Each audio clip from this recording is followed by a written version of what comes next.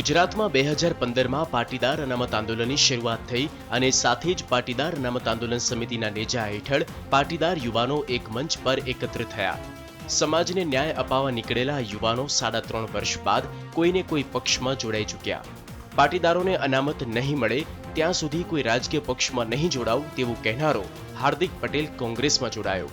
પાસના જે નેતાઓ સામે રાજદ્રોહનો કેસ હતો તેવા મોટાભાગના નેતાઓ ભાજપ અથવા કોંગ્રેસમાં જોડાઈ ચૂક્યા છે.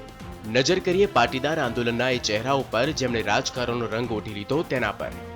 હાર્દિક પટેલ હવે કોંગ્રેસમાં જોડાયો તો વિધાનસભા પહેલા લલિત વસોયા, કિરીટ પટેલ અને અતુલ પટેલ કોંગ્રેસમાં જોડાઈ ગયા.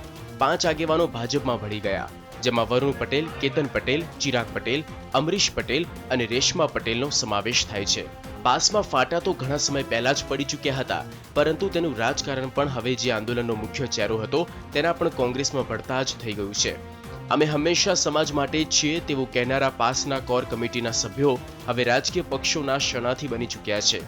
સરદાર સામે અને ભાજપના નેતાઓ સામે બેફામ નિવેદનો કરનારા હાલ પાસમાંથી ભાજપના નેતા બની ચૂક્યા છે, તો હાર્દિક પટેલે કોંગ્રેસ અને રેશમા પટેલે એનસીપીમાંથી લોકસભાની ચૂંટણી લડવાની પણ જાહેરાત કરી દીધી છે. ત્યારે સવાલ એ થાય છે કે સમાજનો ઉપયોગ કરીને હવે અંગત મહત્વાકાંક્ષા સાધવા નીકળેલા આવા નેતાઓને તેમનો સમાજ કેટલો સાથ આપશે?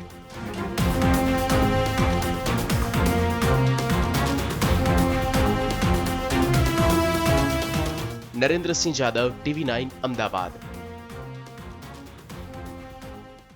TV9 ગુજરાતીની YouTube ચેનલને સબસ્ક્રાઇબ કરો અને બેલ બટન જરૂરથી દબાવો જેથી દરેક વિડીયોના નોટિફિકેશન તમને મળતા રહે.